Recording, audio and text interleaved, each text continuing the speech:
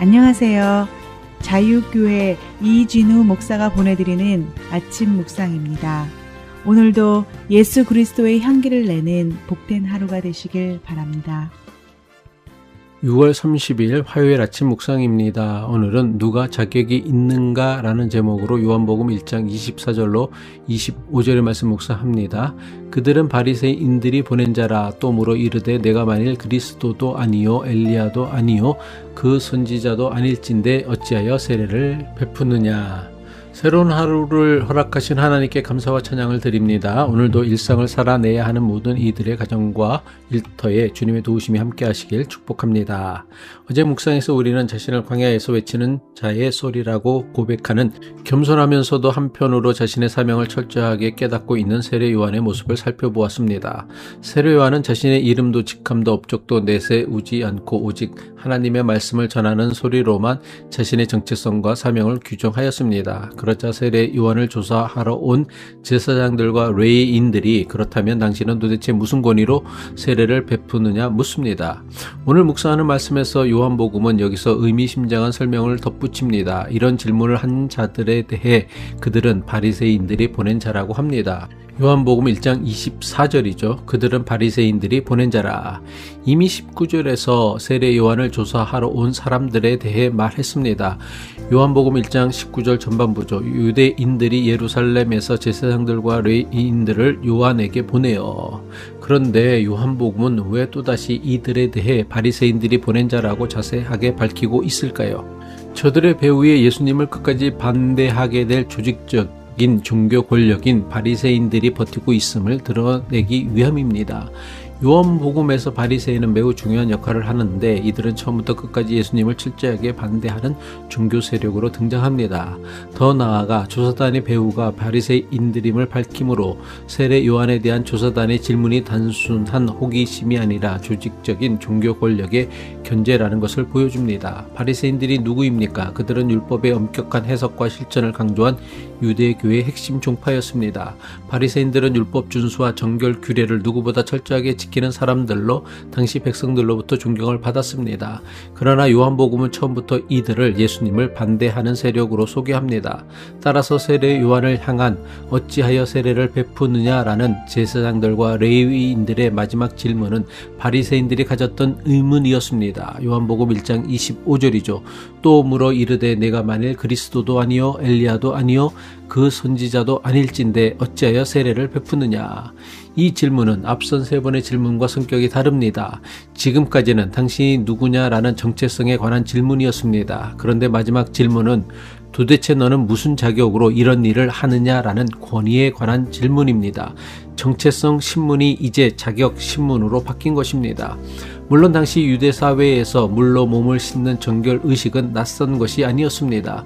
구약 시대부터 제사장들은 성전에 들어가기 전에 몸을 씻었습니다. 또한 예수님 당시에는 이방인이 유대교로 개종할 때에 물로 몸을 씻는 정결 의식을 받아 이방인들을 유대교로 받아들였습니다. 그런데 세례 요한이 요단강에서 베푼 세례는 유대의 정결 예식과는 달랐습니다. 그는 이방인들에게만 세례를 베푼 것이 아니라 유대인들에게도 세례를 베풀었습니다. 그것도 예루살렘 성전이 아니라 광야에서 말입니다. 이것은 특별히 율법과 규례를 중요하게 여겼던 바리새인들에게는 매우 충격적인 일이었습니다. 바리새인들은 세례 요한이 유대인들에게 베푼 세례란 메시아의 시대가 열릴 때 행한 종말론적 정결 의식으로 하나님께서 보내신 특별한 인물만이 할 수 있다고 믿었습니다. 그런데 세례 요한은 그리스도도 아니고 엘리야도 아니고 그 선지자도 아니라고 하면서 세례를 베풀고 있었던 것입니다.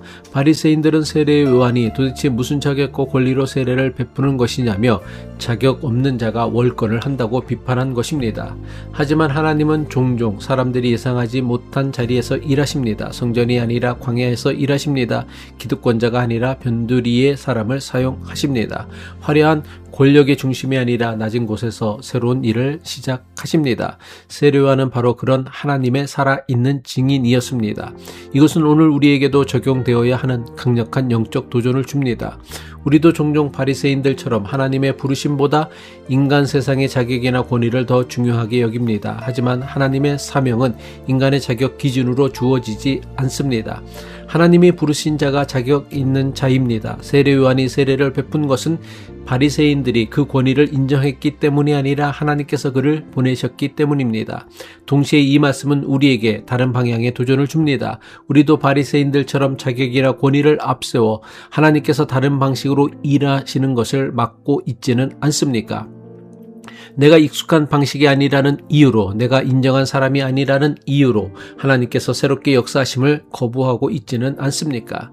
바리새인들의 질문, 어찌하여 세례를 베푸느냐라는 질문은 단순한 신학적 질문이 아니었습니다. 그것은 기존 질서를 지키려는 권력의 목소리였습니다. 우리는 오늘 스스로에게 물어야 합니다. 나는 하나님이 허락하신 사명을 앞에 두고 나는 자격이 없다라며 물러서고 있지는 않습니까? 아니면 반대로 저 사람은 자격이 없다라며 하나님의 역사심을 가로막고 있지는 않습니까? 두 가지 질문 모두 오늘 우리를 향한 것입니다. 기도하겠습니다. 정결한 물로 우리의 죄와 허물을 씻어주시는 하나님 아버지 감사와 찬양을 드립니다. 세상을 살아가며 늘 바리새인처럼 형식과 자격의 잣대로 나 자신을 포장하고 타인을 쉽게 판단하며 살아왔던 우리의 완악함을 긍휼히 여겨 주옵소서. 세례요한처럼 사람들의 시선보다 하나님의 부르심에 귀 기울이게 하시고 우리의 삶이 예수 그리스도를 드러내는 신실한 증언이 되게 하옵소서. 제도와 형식에 갇히지 않고 하나님께서 지금도 행하시는 새로운 일을 볼 수 있는 믿음의 눈을 허락하여 주옵소서. 오늘도 맡기신 사명에 충실하게 하시고 주님의 길을 예비하는 겸손한 증인으로 살아가기를 소망하며 예수 그리스도의 이름으로 기도합니다.